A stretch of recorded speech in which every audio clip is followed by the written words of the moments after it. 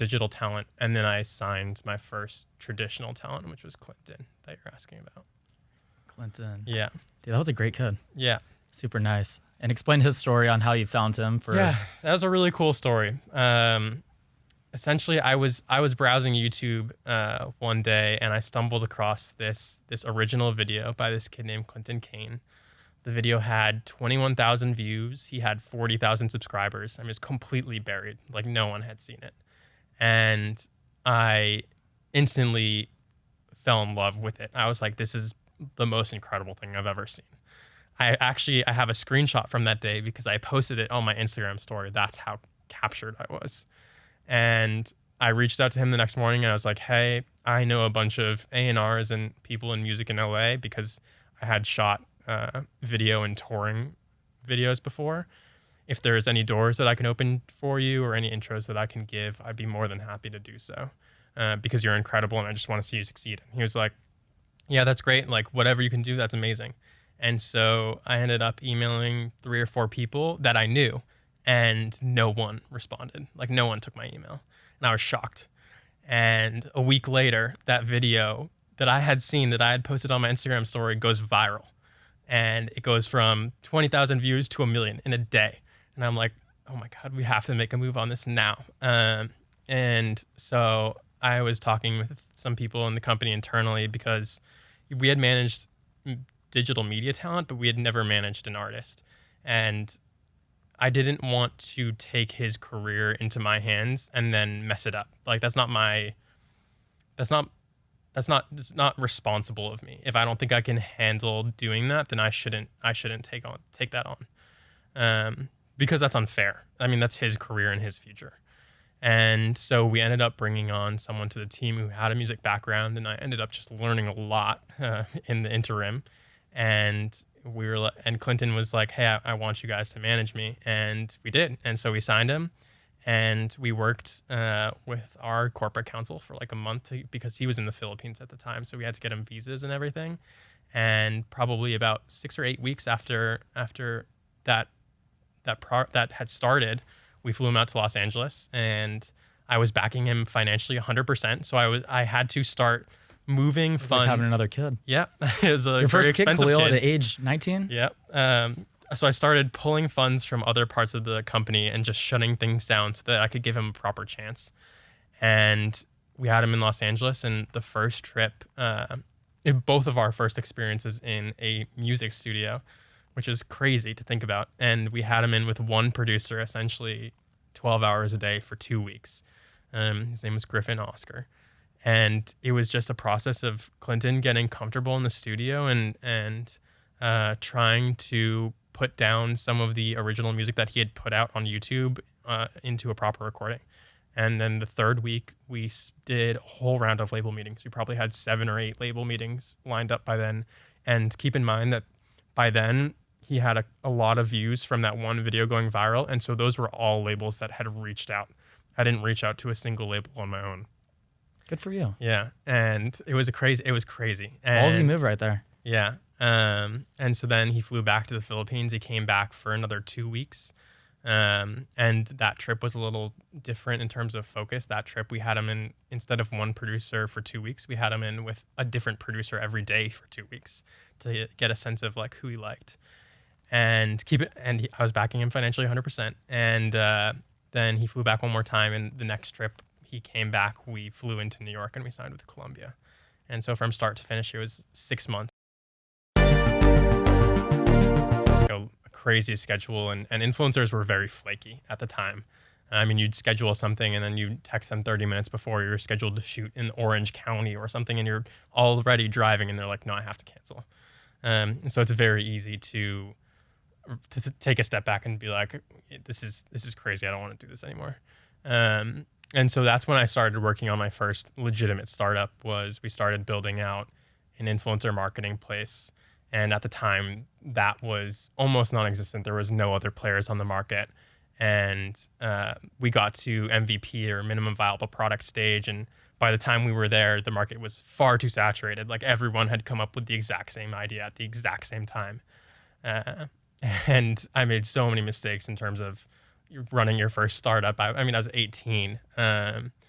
and that was just a crazy time. Eventually, yeah. What was that first startup? It was called Hinge. It was initially the influencer marketing platform, and what was the goal? What did you want? What did you see? yeah, the as an 18-year-old, you're like, I have a future. I want to do this. I want to change the world doing this. But the goal at the time, I mean, the core product was really to connect influencers with brands for brand deals, because it didn't seem super efficient for brands to reach out by email or not really know which email to send a proposal to. And so the whole goal of the project was to streamline that interaction and then take a cut off the top. And of course, I mean, there was a million problems in developing that, but also a million problems in running your first startup in terms of who you hire and how those contractual agreements get drawn up, and people are less committed than others. And obviously, no one's ever going to love your idea as much as you do because it's your idea. That's true. And you I know your first hire was the guitar player, right? Which your first signee? Oh, so that's a bit far out. So so between then and there, we transitioned into an artificial intelligence company. And with that, our objective was, let's look at all at the time, the Suicide Forest video had come out, and there had been all this backlash about how influencers had the ability to damage a brand's reputation with the content that they put out. And so we were like, well, let's see if we can analyze all of an influencer's content and essentially give it like anywhere from a G to an R rating, like a movie rating, and see how many things come up as like red flags in an influencer's content, and then give them a score based on essentially how perfectly safe or perfectly unsafe they were. And that was going well. We were working in San Francisco at the time, and then Cambridge Analytica happened. And after that, Facebook started becoming way more restrictive on the amount of data that they were giving out. And in order to launch the product that we needed, it was both a very tough question and problem from a program standpoint, but then also now from a data standpoint, in terms of we would then have to scrape all the data, and it would be massive costs in terms of analyzing that data. And so after that is when I started managing talent. And we did that because I was both getting bored just working with an engineering team, and we wanted like a cohort of guinea pigs to run experiments on from a data standpoint. So Kahlil is very interesting. He's smart. He has a lot of business ideas. He has a lot of artistic ideas. And he's also athletic in a way. This kid rides, what are you doing? A triathlon? You got a bike. You have a little machine that you have through your Apple TV that you ride your bike and race millions of people online. You ride 30 miles, 40 miles, and then run and swim and do all of this at the same time. I mean, you're like goals on an entrepreneur that has their shit together. I'll just say that. Yeah, so I'm doing Ironman right now. How do you have the time to do that and this? It's funny. A lot of people ask me that, and I say I make time, but the reason I make time is because I mean, my time commitment for training for triathlon is anywhere from 10 to 20 hours a week. And it seems like an egregious amount of time to spend on athletics when you're trying to start a company. Aren't you exhausted? A lot of the time, yes. I mean, I'll go to the gym for 3 hours and do calisthenics. You get used to it. That's true, but I mean, riding a bike and swimming in the same day is a lot. It is. And then you got to go home and code and do 6 hours of Harvard coding. I mean, that doesn't sound fun. And have your business. My days aren't always that productive, unfortunately. No wonder you don't have a plan every day. Yeah. But what I was saying was having that, like, say 1 to 3 hours every day where I have a planned workout almost makes me more productive. It's like, I know I have to fit in certain work elements, and I know I have to fit in certain personal elements and certain athletic elements, that I can't be unproductive with my time. Whereas if I have nothing on my calendar, I end up just watching YouTube videos for 5 or 6 hours in a day, and the day goes completely to waste. And so having all that time where I need to swim and bike and run and do activation exercises and go to yoga. Like it just keeps me more on task. How'd you like start out? I mean, you explained for a second there through Call of Duty and through a bunch of things that you got from that, but where did Brent come into this? You've lived in how many places? 5 different places? A lot, yeah. In Kenya, the Bay Area. Boston, San Francisco, LA. Yeah. So the influencer scene really came into it because after those weekend trips during high school, I got to graduation and I kind of took a step back and I had committed to Northeastern, and I realized that I had such a big client base in Los Angeles that it didn't really make sense for me to go straight to school. And so I was telling my parents, I'm going to take a gap year. And they're like, ha ha ha, very funny. And I remember flying down one weekend, just a typical trip to LA. And we were browsing apartments, and I had committed to living with this kid named Dylan Jordan, who's also an influencer. He has 1 million followers now. And I called them and I was like, we found a place for signing the lease tomorrow. And that's when it got serious. And so I think about 4 days after I graduated high school, I moved down to Los Angeles and I lived with Dylan. And because the influencer scene is such a niche, it's like one big high school clique, is we kind of just met everyone over the course of that year. And during that time, I kind of became known as the videographer for that scene. A lot of people were doing photography, but not a lot of people at that time were doing videography. And because of that, I just built out a massive client base of people like Brent Rivera and Alex Lange and all those influencers. And I got to work with a lot of really cool people and shoot a lot of really cool content and do a lot of really cool brand campaigns for Coca-Cola. And I went to New York Fashion Week and stuff like that. And it was amazing. Did Dylan, when you first started, did Dylan like look at you and he was like, hey, here's a camera, film me? Or how'd you guys like start off? It's a funny. I feel like he's like the biggest part on It's a funny story because I don't know if you know this, but we both know Natalie Tasha. Good friend of ours. And amazing girl. And I shot with Natalie, and Natalie recommended to Scale, their management team, that I was super good. And because of that, Dylan reached out and we shot together one weekend when he came up to San Francisco.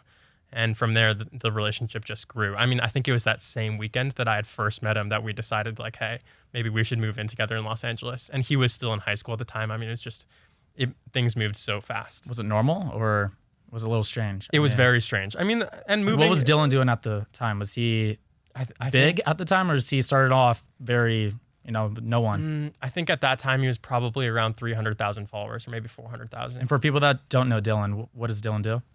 Dylan, he was a model back then. Now he's making his own music, but he's run the gamut as well. So doing content for him, you were taking pictures of him, making videos. Yeah, during that time, I think probably 75% of his Instagram content was mine, and that's how I actually grew initially on Instagram. Was just all of the crossover from his fans growing to my Instagram.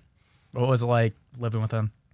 It was good. I mean, we were both so young, and because you lived with his family, right? No. It was just we lived in our own apartment. Yeah, you guys were how old?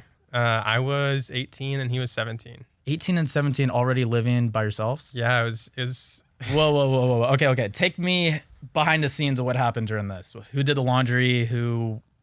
What'd you guys do? We did our own things. Paper cups? I mean, I don't assume you guys would be cleaning everything. Oh, I'm a big. And you're a very freak. neat freak. I know that. So we used real things, and I just ended up cleaning them.